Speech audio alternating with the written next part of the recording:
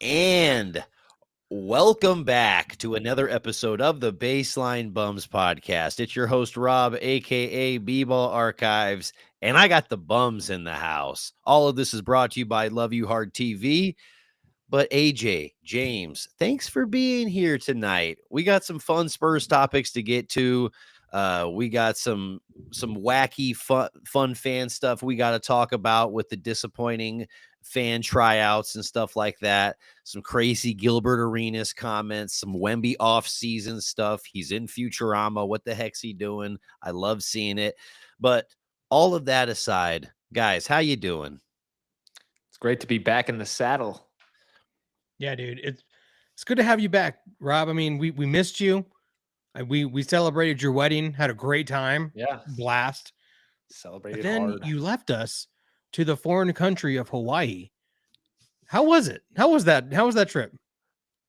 Dude, first of all, Hawaii was amazing. The weather was beautiful. It never got colder than 75. It never got hotter than 85. So you're constantly in that sweet spot where it's windy, it's a little sunny, there's some clouds. It's just beautiful weather to be walking around, to be at the beach, be doing whatever.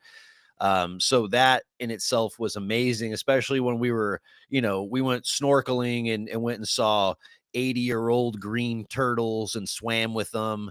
And so that was really badass. We went and horseback rode. We rode horseback through the land where they filmed Jurassic Park through a Kulua Ranch.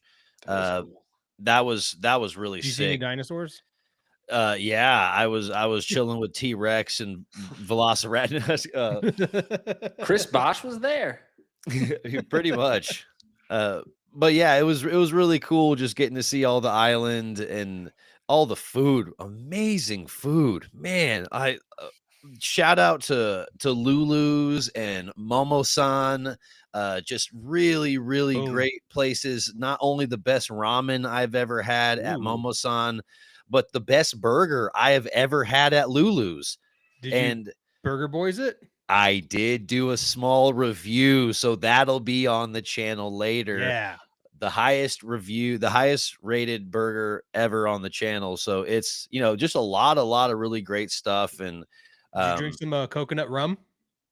I didn't. Honestly, I didn't really do too much drinking. It was mainly just gorging myself. It's expensive, and just to eat how I was eating was expensive all in itself. I was eating like 2 meals and an appetizer myself everywhere we went. So I was like $80 in just my own bill without drinks. But yeah, it was a great time. And I think you guys can appreciate this. I rented a red and black Jeep, and one day we just toured the whole island, just rode around and went to random beaches and ate barbecue shrimp, all that stuff. Just great stuff. Well, this sounds like it, man. I'm jealous. I've never been to Hawaii. I'd love to go. Well, it sounds like we need to do a Beach Bums podcast in Hawaii. So Sandy Bums. Yeah, dude. Booking that soon. I'm down to be a beach bum and do it again. Yeah, we just got a short little flight, or if you want to save some money, we can just run down to South Padre and do the same shit. So Hawaii is actually the most geographically isolated location on the planet. Dude, it really feels that way whenever you hear all of the different like accents and all of the different languages. I heard German, Dutch, I heard French, Spanish, I heard, Japanese. I heard so many different languages, and it's just because it's like you were saying, it's a hub to everywhere, not just places in the United States. So I think that's why the food is so good, and that's why the culture is banging. You got to live off the island, man. It's the best Absolutely. way to do it. And then also the nights are just so dark because there ain't nothing around. And when those lights go out, those lights go out. Absolutely. The lights go out. But shout out to Ham. What up, Ham? Never get to catch a live episode, but here we go. We appreciate you for being here, Ham. Keeping us listening to honest. all this. Yeah, Yeah. absolutely. Listening to all this Hawaii talk. But guys, the vacation, the honeymoon was really great. We both had a great time and chilled big. Appreciate you guys for being at the wedding and celebrating with us. And yeah, it was super fun to have you guys there. But we gotta get to a little Spurs There's been chat. some fun stuff going on, and finally we got some things Getting happening. Like, good close. lord! Getting But close. I mean, now we see that we see it. We Zion's see now it. on Yeah. Ozempic. Dude, Wait, sorry, AJ. What are we seeing again? Zion. Yes, I Ah. mean it's the new Ben Simmons jump shot. It's the Zion skinny, and I'm not buying it because they're saying, hey, he's getting ready to be healthy and be an integral piece once again. It's like, dude, he will be for 40 games, and that 40 games will be glorious. But I mean, does New Orleans still have beignets? right, Like, I mean, do they still have? Oh God, we talked a lot about strip clubs in New Orleans. Not really a lot, just one particular story that was told over and over again. But they still have them. Zion's weakness. right. That's gonna kneecap him immediately. Like he can't keep the weight off for more than a month if you're in a city that specializes in beignets. That You just have to be doesn't. locked. Hose and junk food. You have to be locked in during the season. It's hard to be locked in during the season when catering's all around you. So, we'll see. We'll see. Absolutely. But guys, we got to dive into this fan section. Ooh, Do we and- have to? ooh. Well, I mean, it's been a while Oof. since we've talked, and now this should Oof. marinate with us a little bit. And I think that we need to just address how this fan section is going to look if what we saw on tryout day is a clear representation of what this means. If it is, then it's probably going to be a joke. Is that what you guys are thinking too? It smells like an easterly wind in Lubbock. Cow shit. Yeah, It's not good. I do appreciate them. A lot of people dressing up and being decked out in their silver and black. I think that was dope and all that stuff. But I mean, dude, we had someone pour water on their head. There was no original chance. It was just people yelling, "Go Spurs, go to Wemby."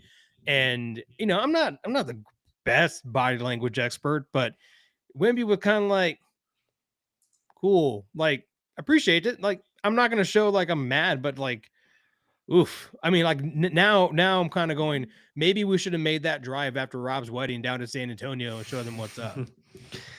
I mean, are y'all surprised that it went that way?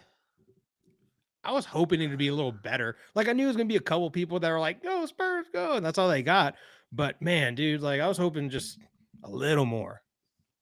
Yeah, I wasn't surprised from an effort standpoint because I think everyone was there energy wise, but the originality and there was just nothing unique. I can't point to one thing and was like, oh wow, I never saw that before at a Spurs game previously. It's like every single one of those fans is something you can go to, somewhere in the building at some point and point to 3, 4, 5 of those individuals easily. And Right.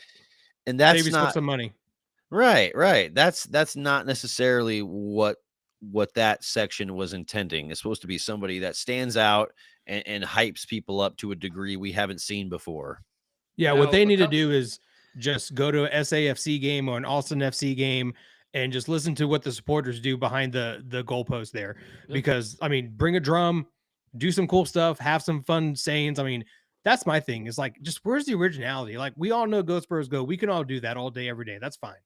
I want some fun soccer chants like hey Wimby, something like Now- that. Just make it fun. Now, they did do these auditions on a Sunday afternoon during a Cowboys game. Do you think? And I think they could have done themselves a service by maybe having them at more than one location. So do you think that maybe those two factors It's not affected American what we Idol. got? I know, but like people might not be able to get across town on a Sunday afternoon for one reason or Wasn't it another. Sunday morning? I don't remember. It was just on a Sunday where the Cowboys had a noon game.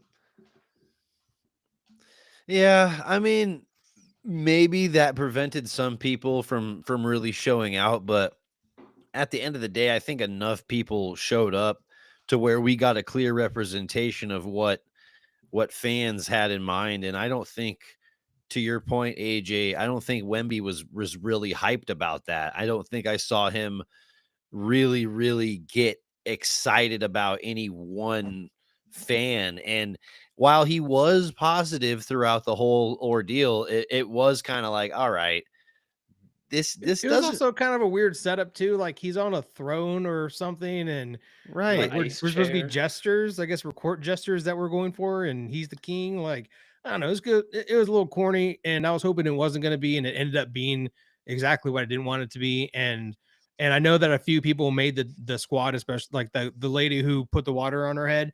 She made that supporter section, so that's cool. Is she going to do that every game? Is that going to be our bit? She's going to pour water on her head. Like, all right, cool. Sure. Right. And didn't some of that water get on Wemby as well? He's fragile. Don't ever get water on Wemby. Right. I'm like, bro, like get water off of our young king right now. maybe Wemby has some kind of like supporter expert in France that he's gonna bring over here, and like he's gonna be the leader of this whole thing and make this a little more organized. They just need the energy to be there, which is fine. That's great. Energy's gonna be there, but like now, like let's put aside the Go Spurs go and let's have some more I mean, creativity with what we're doing. Like let's Oklahoma City has that great big fat guy. I saw at least like 6 people that looked like him during those auditions. Why not, just get someone like that to take their shirt off and paint something on there and just kind of dance around? We could have a whole crew of them. Get some mariachis or something. Although it's an NBA game, I feel like you can't have like mariachis. But even the costumes are good enough. dude, they have mariachis during timeouts all the time. Oh yeah, absolutely. Yeah, during timeouts, not during play. Right. Well, like even like the old Spurs lady that passed away not too long ago. Rest in R.I.P.. peace. Yeah, like let's get some little grandmothers out there. Like hype everyone up. Let's get the baseline bums down there. Yeah. The OG baseline bums. Honestly, No, dude, pretty much the same thing.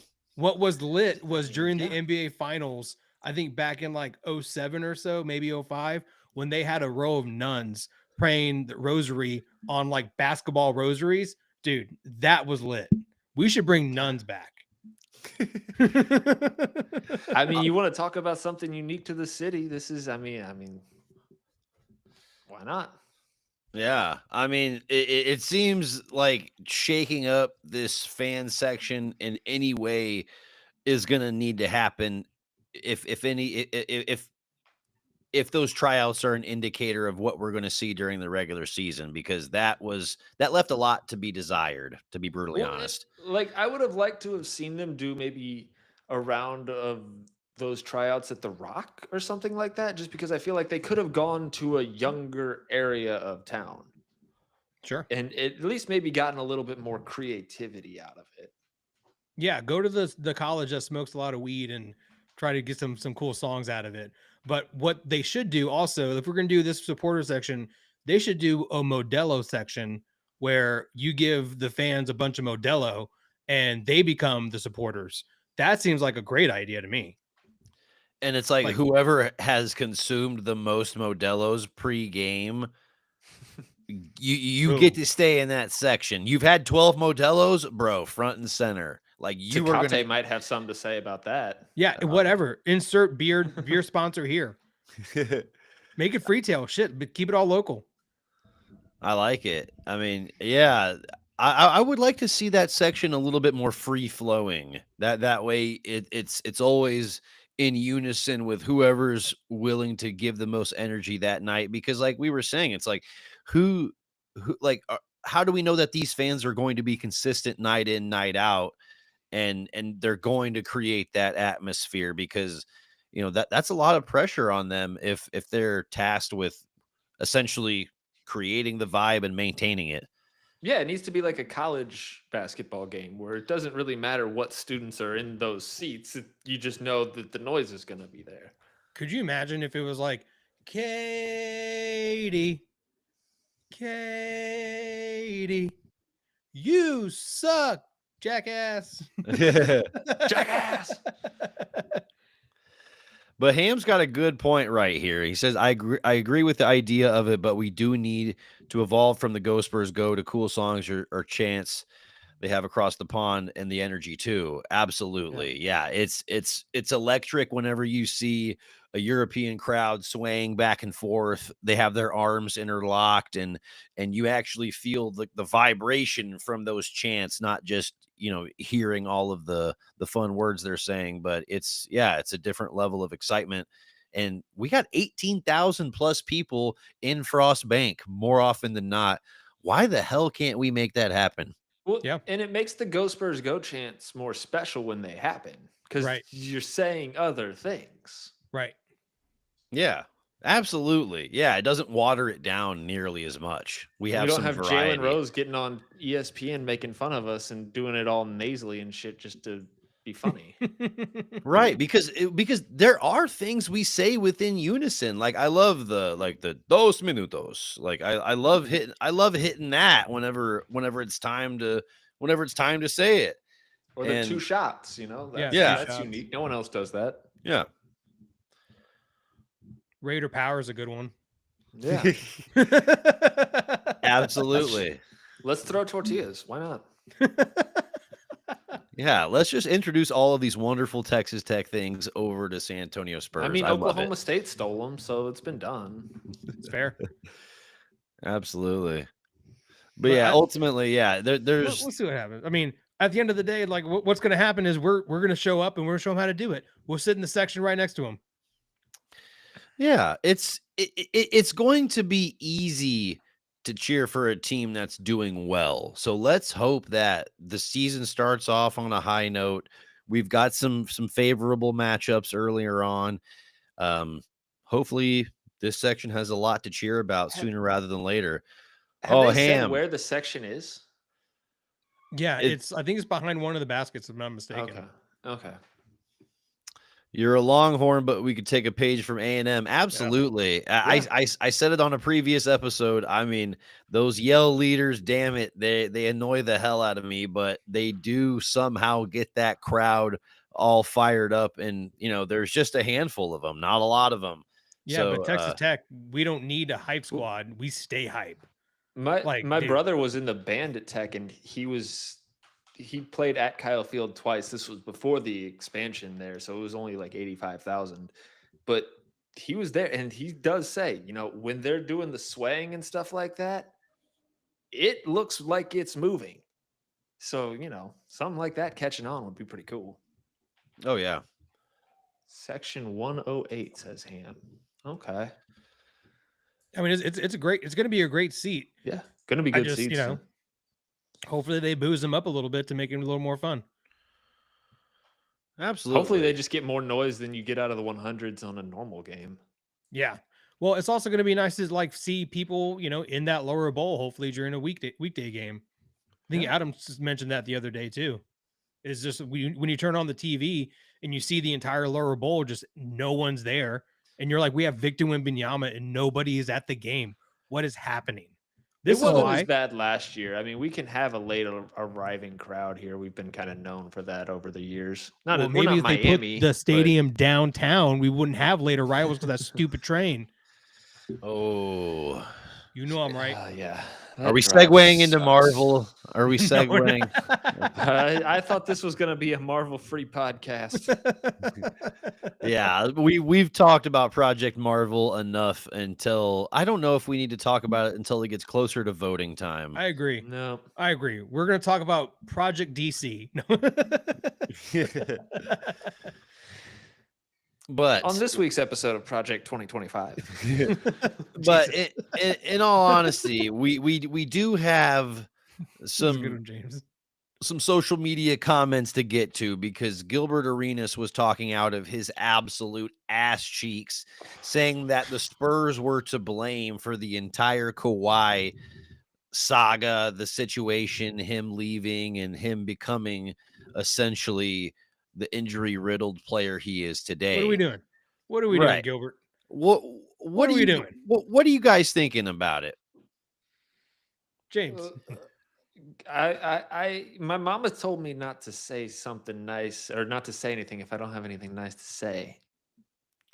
And like this is par for the course for Gilbert Arenas, right? Like we've all sure. seen the clips over the years from Gil's Arena of him saying outlandish, stupid shit. I just feel like this is just nothing new. So I barely even batted an eye at it. Well, he just it's all clickbait at this point. We all know what he's trying to do. He's been hanging out with Skip Bayless way too much, as you can tell, and he's just saying things to say things. Like, who has a better track record than San Antonio when it comes to medical stuff? Like, yeah, do we sit people out for rest? Sure, but like, we're not going to misdiagnose someone. And now looking back, like, it's not the Spurs' fault. It's Uncle Dennis's fault for all of this. That's why we're having these conversations about Kawhi Leonard with the Clippers right now, and Mark Cuban has to defend the Clippers for whatever reason. We'll get to that in a minute, but it's not the Spurs. It's one of the prestige organizations in the entire NBA, and we do not treat our players that way. Okay, I had a tinfoil hat moment earlier this week when I was just kind of thinking. Y'all remember a week or so back when the detail came out that Kawhi played more games after getting one of those $1.75 million payments? Yes.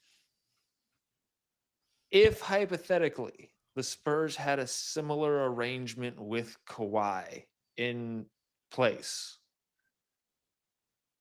would it make sense that he would not be hiding from the medical staff if, say, they were late on a payment and that's why they couldn't find him and he was hiding from the medical staff? Like, I know that that's probably not likely, but like tinfoil hat, right? You know, is it the most outlandish thing? We know Uncle Dennis has had some crazy asks from teams that have either employed or wanted to employ Kawhi. Yeah, I wouldn't put it past Kawhi's camp to try to weasel into a situation like that.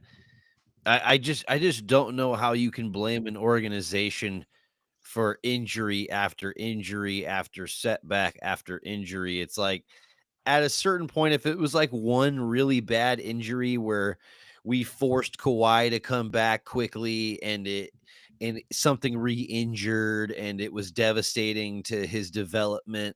Sure. But like, I mean, he was already developed into a really great player after several years of being here. This finals He should have been MVP. the MVP in 2017. Yeah. Right, exactly. Not only improving to be the best perimeter defender in the league, but also developing into one of the best shooters from previously being one of the league's worst shooters coming into Sure. it. And it's really incredible to see somebody, you know, go to great lengths to kind of slander how we treated this player whenever we did nothing but build him up. And people like Gilbert Arenas are so quick to forget the fact that the Spurs were 100% right in what they told Kawhi. They told him, you have a degenerative condition that will not get any better. The best we can do is treat it and mitigate it. And we won't make you play until you're comfortable, but nothing is going to change between now and whenever that is. And that's what the Spurs told him. Yep.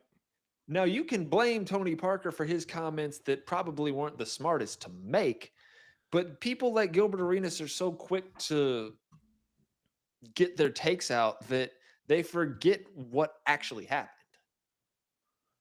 Right. Yeah, and what actually happened is I think Kawhi's camp, and it probably is mostly Uncle Dennis feeling super sensitive about things like Tony Parker, you know, kind of saying, "Hey, you know, you're making a mountain out of a molehill," and you know, maybe maybe that had more to do with Uncle Dennis than it had to do with Kawhi, but still to say, you know, you can't treat a Lamborghini like it's a Honda Civic, and he's, you know, blaming the Spurs for how that turned out. It was like, bro, Kawhi came into the league 15th overall pick, and he was more so a Honda Civic, and we turned him into the Sure. Ferrari. and that needs to This be is pro sports. Y'all are all Honda Civics. bro. Let's be real. Honestly, Yeah, that's a great point. It's a great point. but hey, a Honda Civic ain't a bad thing to be. That's a 10, 12-year car right there. You know how many old ass Honda Civics and Accords I see driving around? Absolutely. All of them. Yeah. them. If you're getting into the NBA, fucking be a Toyota. Try to last. But also at the end of the day, like here, Gilbert Arenas is the epitome of a guy who came into the league wanting to make money and not win championships. And that's who he is. And he's been very open about it, and he's encouraging other players to do the same thing. So whatever he has to say, I have nothing to say about it. I will be right back, y'all. We're only live, Sorry. no big deal. No, you're good. Yeah, he has a young child, and he needs to So now that attend James to isn't some here, thank God. No, but honestly, it really sort of drives home the point that just because you played in the NBA doesn't mean that every single point you have about every single basketball related topic should be taken seriously, because everyone has a different motive.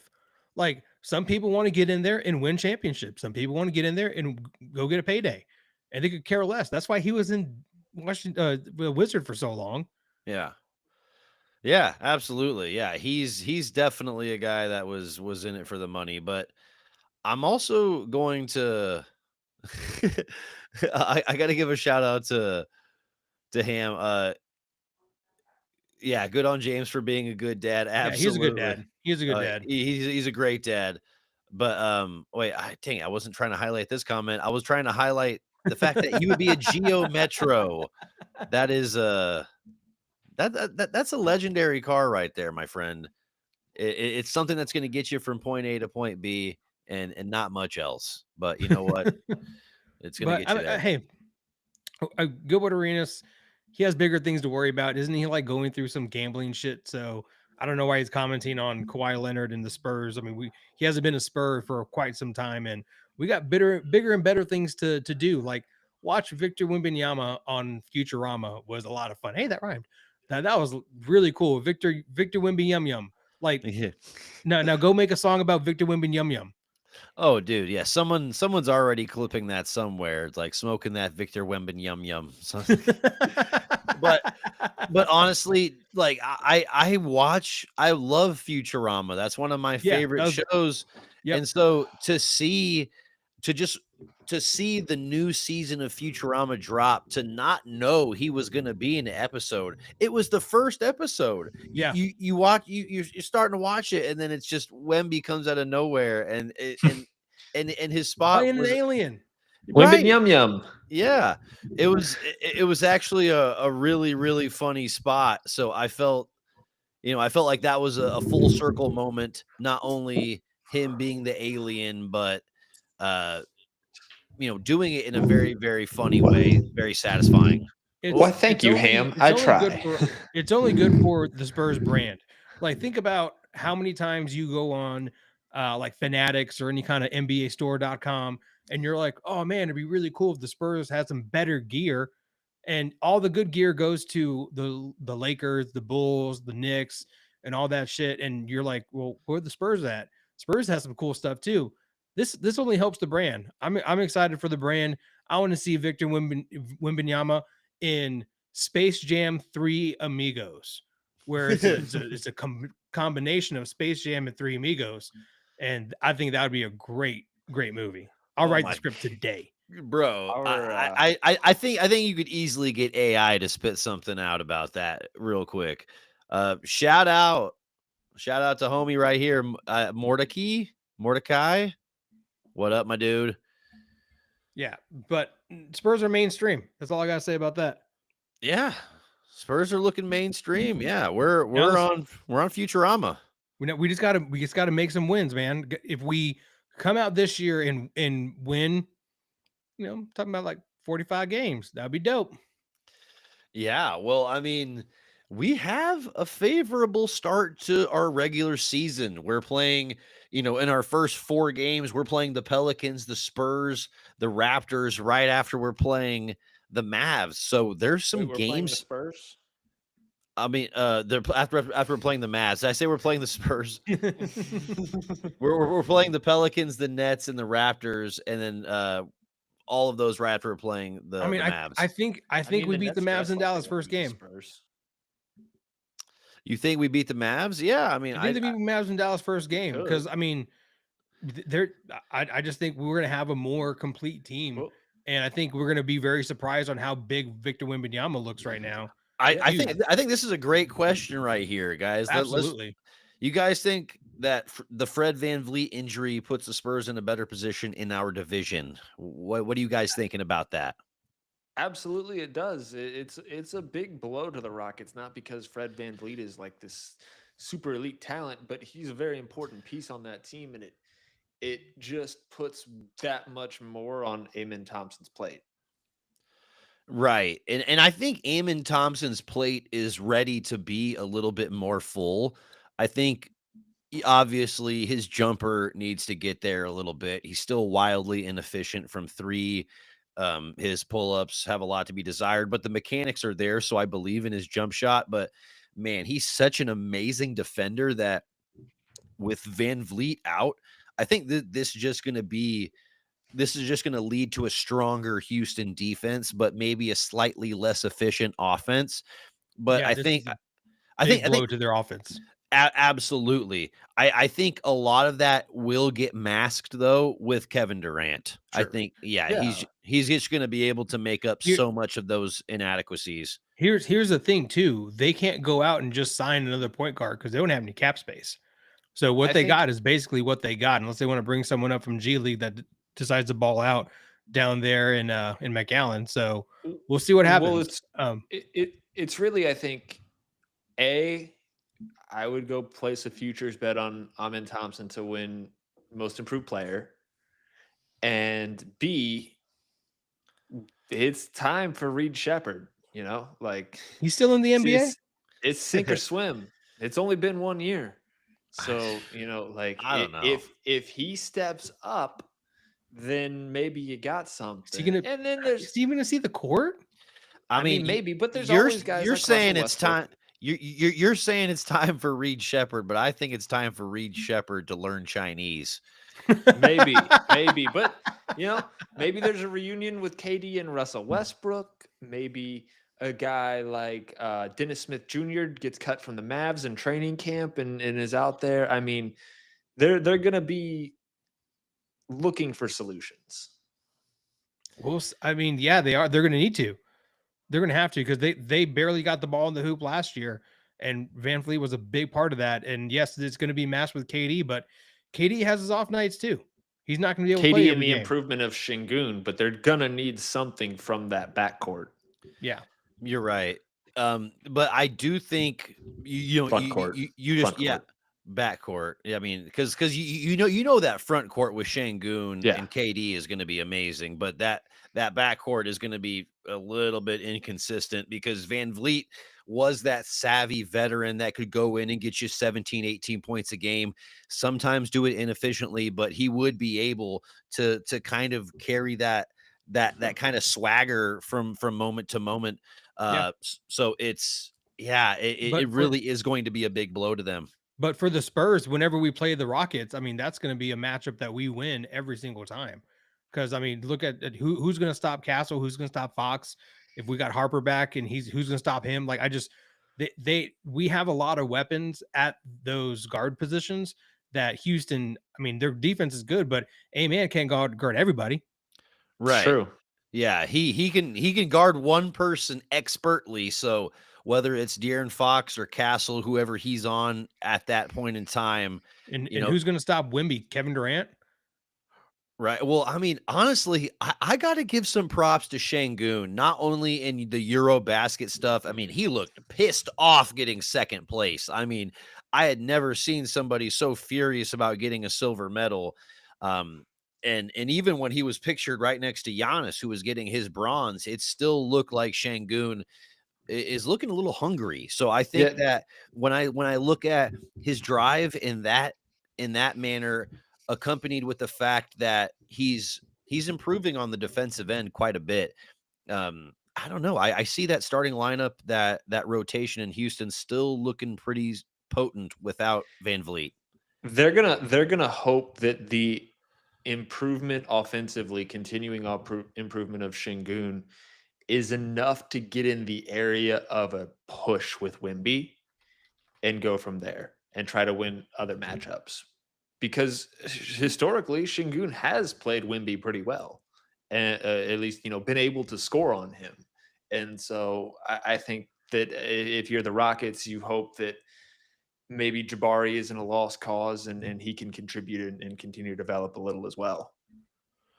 Right. Yeah, because you're still hoping your third overall pick is going to pan out to be that level of talent. And I don't know. I'm not super high on Jabari anymore. I think he's going to be a good, serviceable player for a number of Yeah. years, but I don't think that you're going to see third overall talent return on that investment. Yeah, I and then, think the best that you'll see from him is kind of a Lamar Odom type. Right. And if he ends up being Lamar Odom, then your Yeah. third overall pick. has a drug problem. Maybe not exactly Lamar Odom. Maybe I should have just specified between the lines Lamar Odom. Wait, not those lines either. Right. Yeah. Yeah, But unless Wemby takes a leap. I mean, I think Wemby will take a leap. I think a lot of our Well- young guys are going to take a leap, and I agree with Ham right here. We will have continuous threat on the floor at all times with Wemby, Castle, Fox, or Harper. It's just nice having so many dynamic young scoring options Dude, that Ham. really Nice feel having comfortable. skill. Ham. Yes, Luke so much Cornett. skill. Luke Cornett, Ham. Come on. Luke Cornett. But Yeah. no, I agree with Mordaki's comment because I do think Wemby's going to take a leap, and that's why I think, amen to your point, AJ. He can't guard everybody, and he can't guard Wemby, so they're going to have to hope that Şengün's defense improves just as much as his offense, or else the best they can hope for is a push there.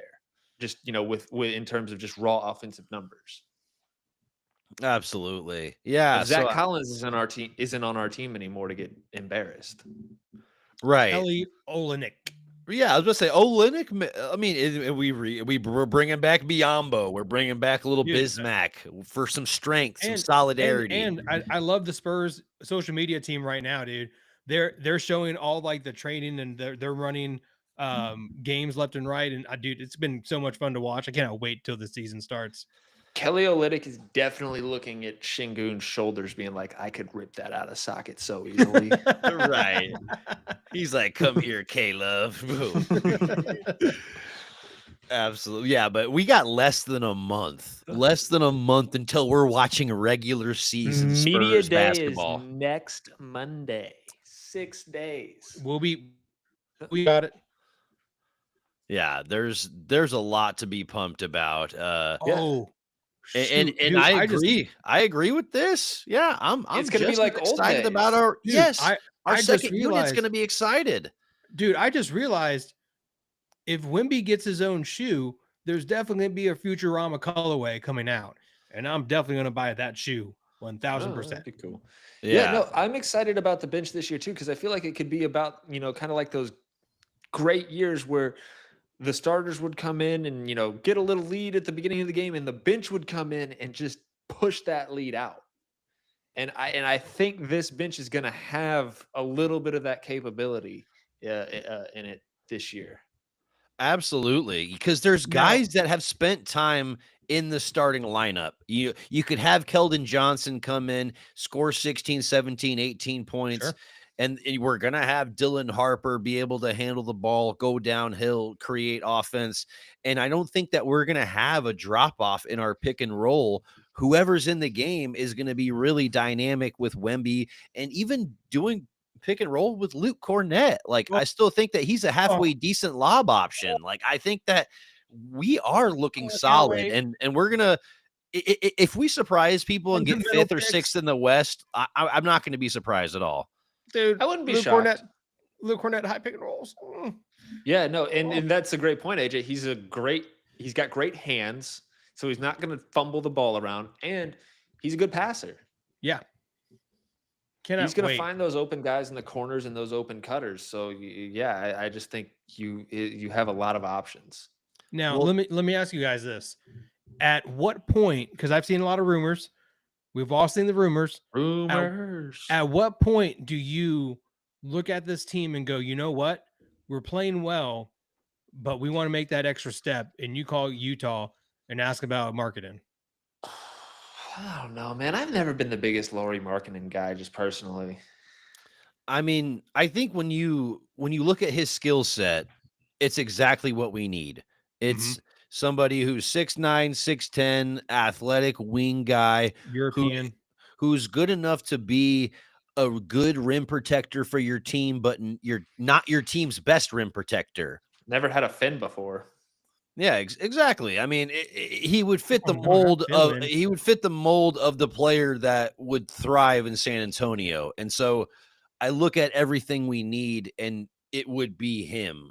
But I just don't know. I just don't know if he's worth that price tag that he would warrant in today's league.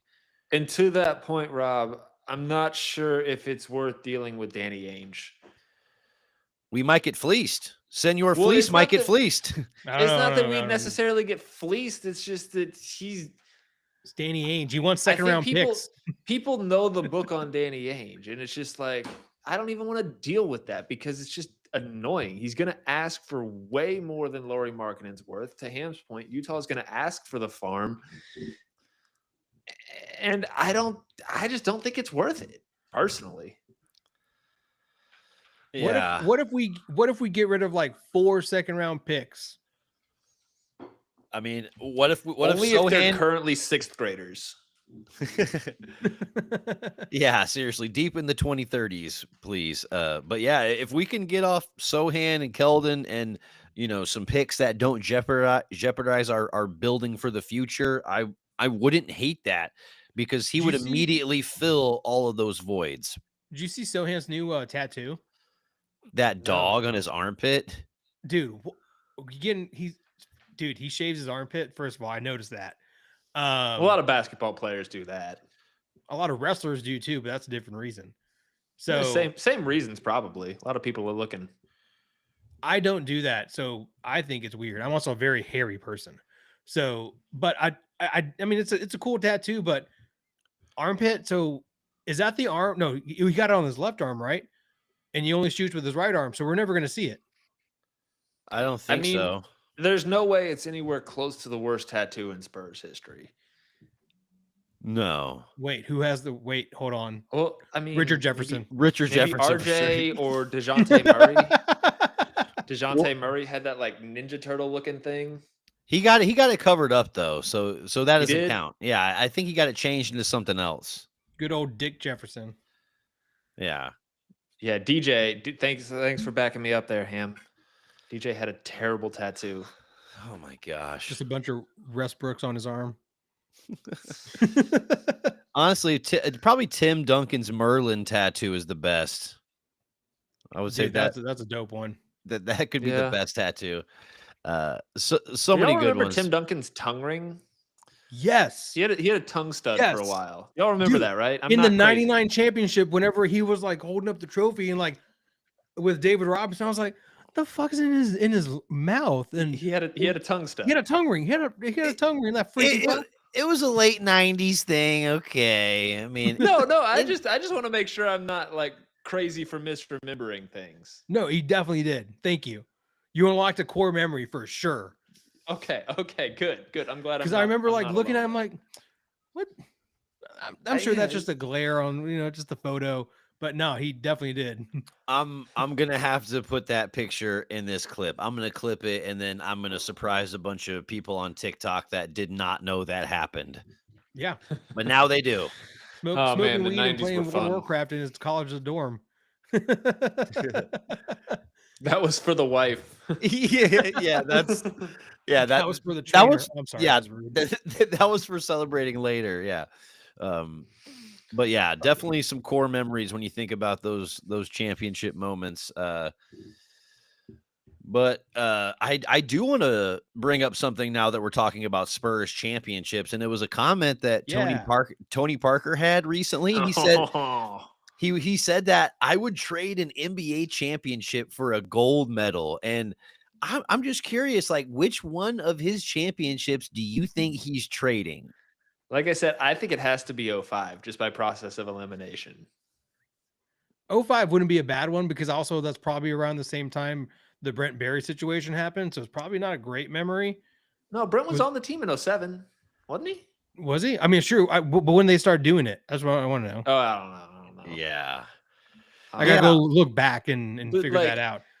He was ass in 03, and we all know he got benched for Speedy Claxton, but it was his first championship. And then 07, he was the MVP, so I wouldn't assume that he'd get rid of that one. And then 14 was the last one, and he, like I said, I mentioned this in the group chat. He kidnapped the trophy for a night and went home and took pictures of it with his son. What did he do with that trophy? He just took some pictures and brought it back home. Did he regal it? I mean, no, he paged it. I heard he did some sexual things. You notice that if you go to the arena, there's that hole in the one trophy. It's the glory hole trophy. I would agree with you, James. I would probably say 05, but I also enjoyed 05. I thought that was a great series. I thought like that was a 7-game banger. Like, oh yeah, that was a great series. So, I mean, I get what he's saying. Might be overselling it a little bit just from a visual standpoint. Some of the basketball there made me want to gouge my own eyes out, but it was defensive minded. I'm glad we won. Absolutely. I think I agree with how you broke it down. 03 was his first one. He was the finals MVP in 07, so you can't really do that. 14 was his last one, and such an epic comeback and rebuttal from what happened in 13. And it felt like, 05 was a Tim Duncan carry job, so he, like, a lot of other people really weren't needed. And when I think of 05, I think of guys like Manu over Robert Horry. Yeah, Robert Horry more so than I think of Tony Parker. So it's like, I think that if he was to forget about a championship, maybe 05 is it. Okay, bruh, I was not 6 in 2005. I don't know who Mordaki is talking about. I was 13 in 2005. I was first like of all 4, dude. I was more on this side of the 2000s. I'm not that young. No, but I mean, at the end of the day, I get what he's saying. Like, he has championships to choose from that he could trade if he wanted to. And for European, for someone who plays outside of the US, that country pride for sports and beating the big bad USA also is a huge thing. And I get what he's saying. And he just never had a great team around him. He had an okay team. But I mean, if he was born, let's say 10 years later, and he got to play with Victor Wembanyama, like, that would be fun to watch. He was the foundation, kind of like, what Manu was in Argentina. Like, Manu was the golden generation. Tony was the building block foundation. Right. And he's still very much involved in all of French basketball. Like, you can't do anything without seeing him doing something. Oh, no, yeah. And Boris Diaw is the GM of the French national team, I believe. Yeah, that just really goes to show, when you're a member of that organization, it feels like family. You don't want to leave, and you want to help send the next generation off into the right direction. And that speaks to how, connected they are. So, and I think it's culturally like that across Europe. I don't know if y'all remember the 30 for 30. I think it was called Two Brothers.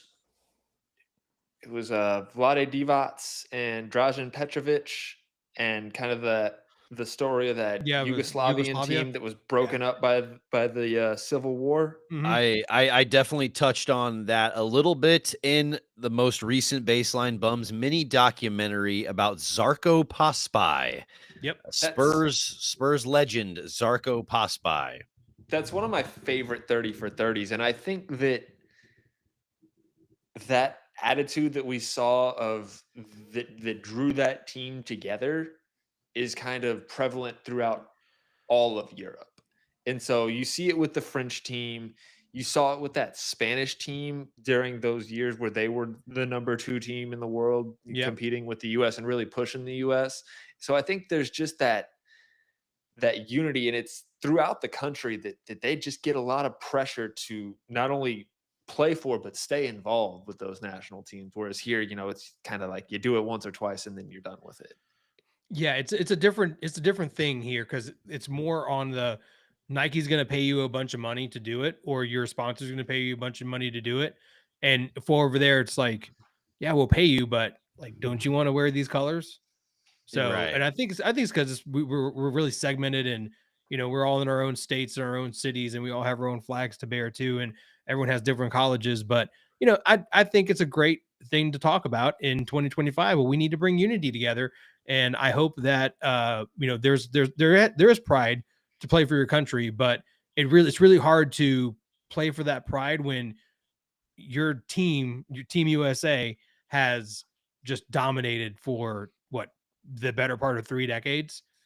So, Well, and that's why like we see the Euros are so big over there. yeah, and they're fun as you hell to watched watch, them, dude. They're right? so intense. Like those crowds, they get a little. It's not like we in America like to say the European mind could never comprehend. Yeah.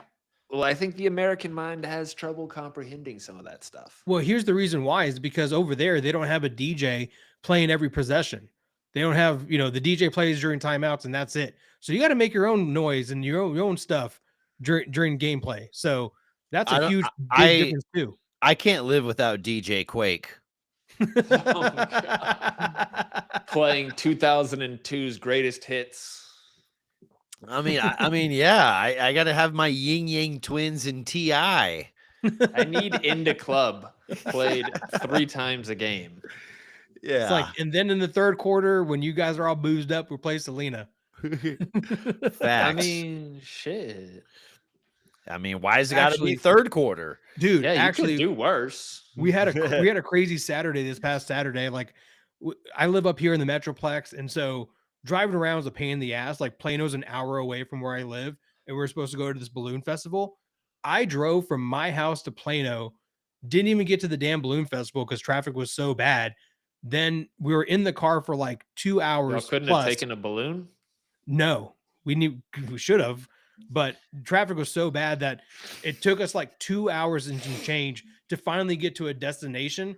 We made it to our destination. Come to find out, in the little amphitheater that the place where we're at overlooked, there was a Selena cover band. And my night went from really pissed off to really happy in just like a matter of minutes. And the girl that was singing was fantastic. Shout out to, was it Tejano Queen or something like that? Dude, great cover band. Awesome. There you go. Yeah, you heard a little bitty bitty bomb bomb, and then you were like, "All right, I'm good to go." Oh, dude, the first song. Did a michelada, and it was a good night. Absolutely. Yeah, we were drinking wine and hanging out with some friends. It was fun. Good times. Yeah, that does sound like a good time. Guys, do we want to segue into some glazing of Texas Tech football real quick? I know that our viewers are accustomed to hearing us glaze the San Antonio Spurs, but all of us went to Texas Tech, so we will probably end up glazing our win over Utah this past week. So, guys, how are you feeling about that? Buddy, I will say this. Someone on this Love You Hard channel needs to talk about Texas Tech in the right light and the Big 12. We are Texas Tech. First of all, I get it. We spend money. You spend the money.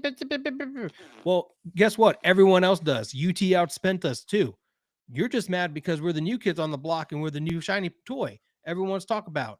And then guess what? Our defense, yes, we spent the money, but man, we crushed Utah. Dan Pierre didn't know what to do. And Will Hammond came in. Man, that fourth quarter was so much fun to watch and put my mind at ease. Ooh, we're a good squad, man. We're a really good squad.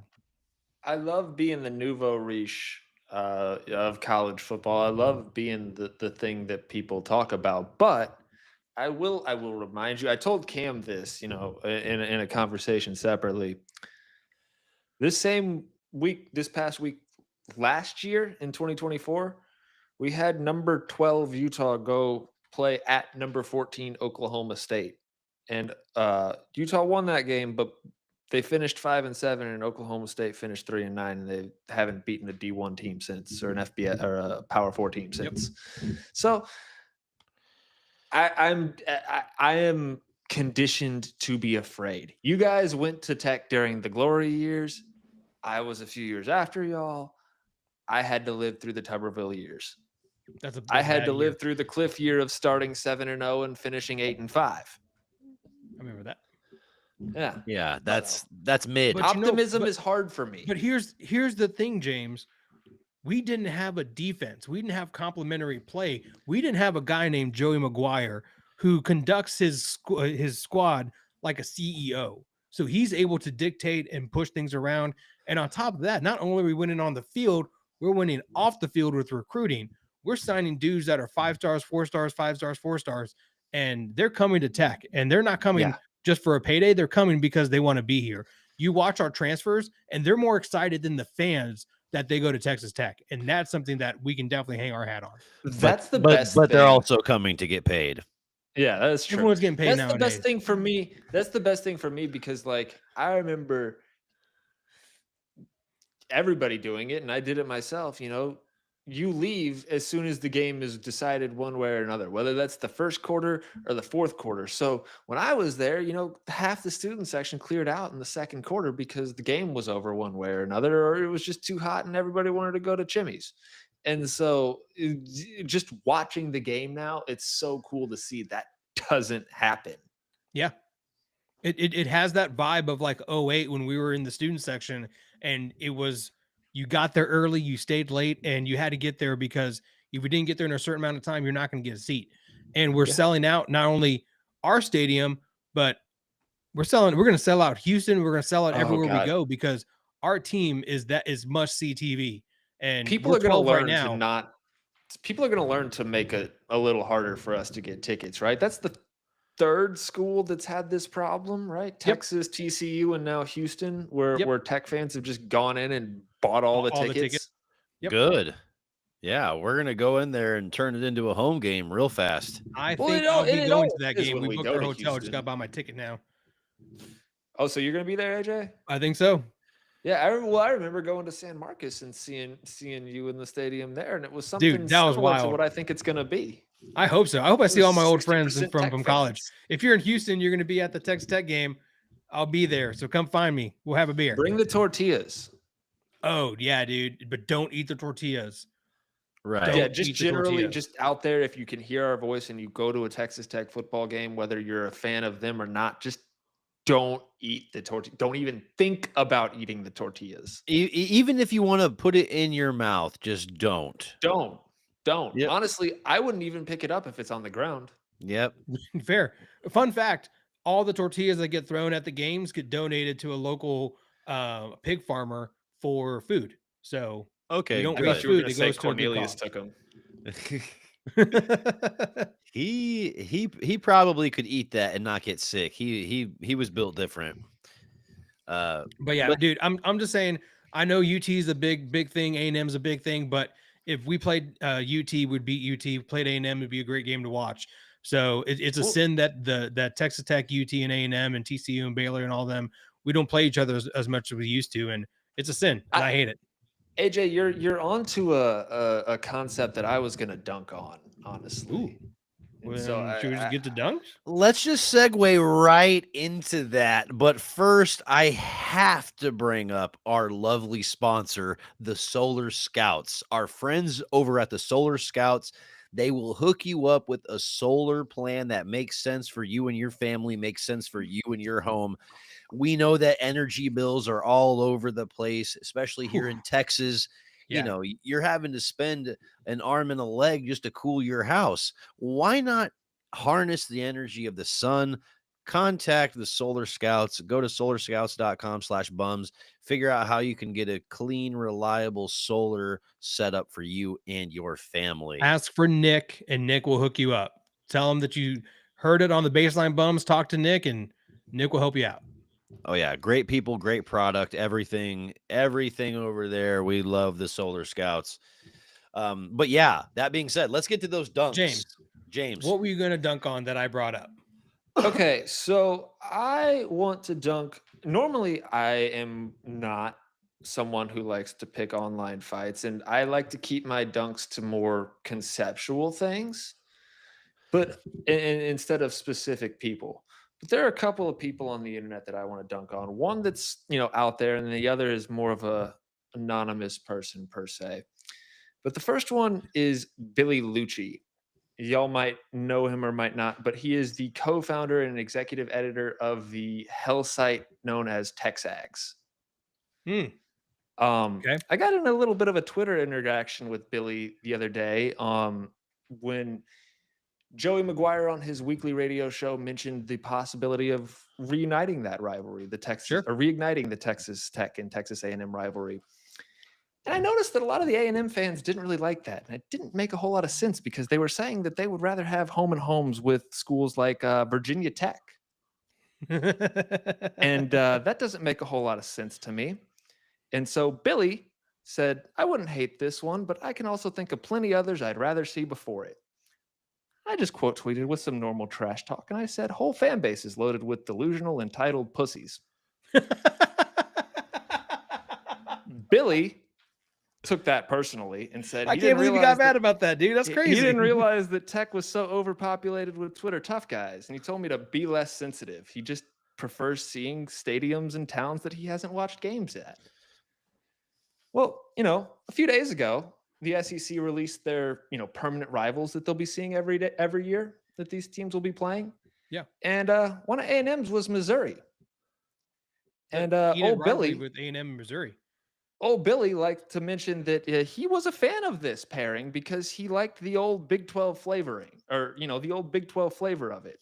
And maybe I'm just an idiot, but I can't square those two statements, right? Of wanting to see or preferring to see games in stadiums that you haven't been to versus liking the old Big 12 flavor of it. One of those things just seems like you're not scared of Missouri, but for some reason you're a little scared of Tech. I don't know. And the other one, I was telling my wife this, in 2028, 2029, dude, we're going to be top 5 team. Like, watch out. And the other person I just wanted to mention is a man named Bryson Smith of McKinney, Texas. He's a funeral director, and I don't remember the funeral home that he works at, but he works for his mom at this family-run funeral home. And the only reason I know this all is because he replied to Billy's first tweet and said he works at Petco. Go easy on him, Billy. I want y'all to know that Petco, my employer, is mentioned nowhere in my social media, in my Twitter bio. So this man had to Google me. So Google is free, and I found out a little bit about Bryson. So, maybe if you ever hear the sound of this voice, Bryson, just know that this works two ways. So I had a little fun with A&M, and I'm going to dunk on them. Hell yeah. I love it. You got handled because rule number 1, don't get into Twitter beef with drama. Do not do it. You're going to get buried. But that... Bryson, you got dunked on. Yeah, I mean, just okay. Yeah, seriously, that's James. lame. I look forward to your dunks every time you're on because I never know where they're going, but they end in the best spot all the time. Crumble Honestly, cookie. I'm going to be honest. I don't know where they're going like 80% of the time I start talking, but you know what? It works. Oh, yeah. You need a compilation of James's obscure dunks. I'm gonna make it happen because yes, indeed, Ham shots fired. Boom. I love it. James Loki murderer. Yeah. No comment. No comment. I love it. Bodies. AJ, who are you dunking on this week? Well, I got a couple of dunks too, actually. And one of them is just, I have no skin in the game, but our FBI director, Kash Patel, he showed up to a Senate hearing in a Liverpool tie. Like, I'm dunking on him for just having a Liverpool tie at a Senate hearing. And also, they weren't even playing that day. So, like, what are you doing, dude? Like, they played the next day. So you got your ties mixed up.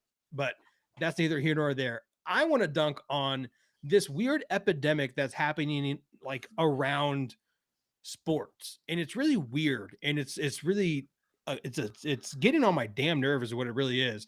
And it's these entitled adults who take souvenirs from kids. Like, I absolutely am so mad at these people. And it's like, what happened to decency? There's a human decency. Like, yeah, cool. You caught a ball, but like, there's a kid that you stole it from, or a hat that you stole from, or insert any kind of object here. Like, that's absolutely insane, to the point where athletes have to step in and be like, hey, don't be stupid.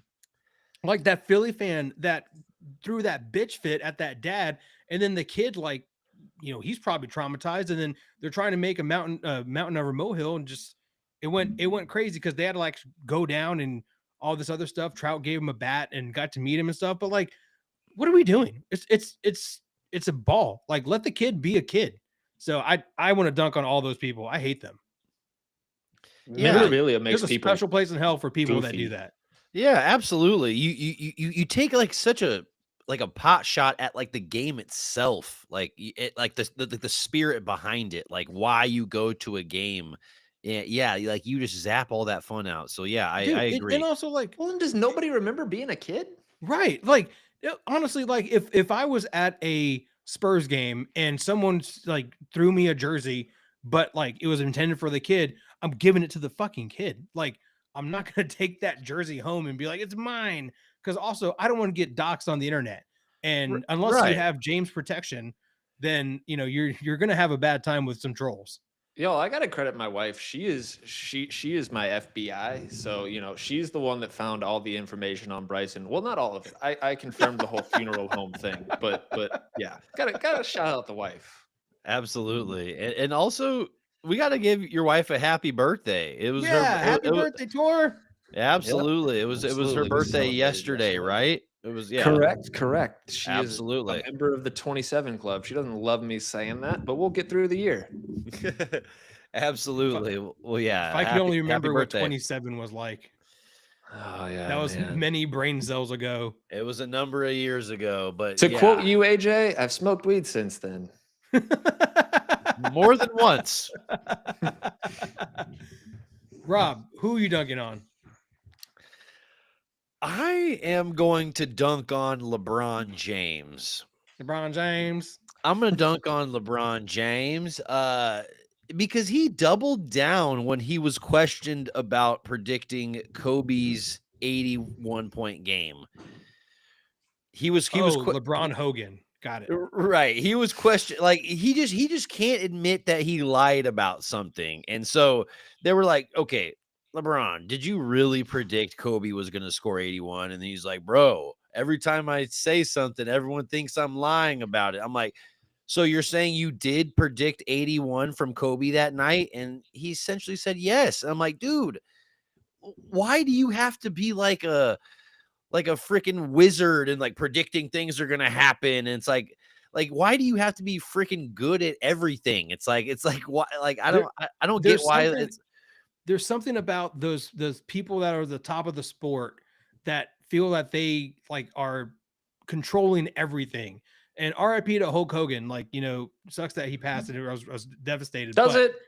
But at the same time, he was like saying all these things after the fact, like, yeah, I was responsible for this. Yeah, I was doing that. And LeBron James is kind of headed in that territory. Maybe it's like one of those Illuminati things. I think my favorite Hulk Hogan lie was that he was almost the guitarist for Metallica. Was it Metallica? Was it Metallica or AC/DC? One of the two. It was one of the two, that he was almost the lead guitarist for the band, and I was just like, no. What? like straight up no. There's so much cocaine goes into lies like that. I was a higher power. And it's just really weird to me because I mean, I'm okay with some of those lies, but it's like Kobe like isn't here to really be like, no, that's bullshit. You didn't say anything to me about no 81-point game. It's like, so like to me, it felt really weird seeing him double down on something which obviously was a lie. Did Kobe have like 79 points? He's like, he's gonna get 81. Yeah. I'm telling you, man, he could easily get it. It's like, yeah. Do you have a witness? Like, was anyone there when you said this? Like, or did you just think it to yourself? Yeah, where was Booby Gibson? Right. It's just, I don't trust that he's read all those books. I don't trust it half the time when I hear He's him read the bring first up page of them. Has he? Has he? I mean, he's at least looked at it. Right. I mean, maybe like glanced it, maybe skimmed it. He's watched other people watch the page, but At least we know Wemby does read though, yeah, I mean, because Joke Jokic. was getting him shit about it. And I'm like, yo, first of all, shut the fuck up, play with your horses. Yeah, but if it was a book about a horse, he'd be fine with it. Oh, dude, if I was Wemby, I'd be like, yeah, this is a book on like Clydesdales or something like that. He'd be like, He's like, you don't know the story about Minotaurs? a Minotaur. Jokic is a Minotaur. Yeah. Yeah, it wouldn't surprise me if a story came out that LeBron couldn't read. Yeah, it wouldn't surprise me. And Who reads better in a read off, Floyd Mayweather or LeBron James? Dude, honestly, probably LeBron. Floyd. Have you heard about LeBron's academy? Like just being like all their student scores are just like they're just not. It's not a good school, but like they just keep it open because you can.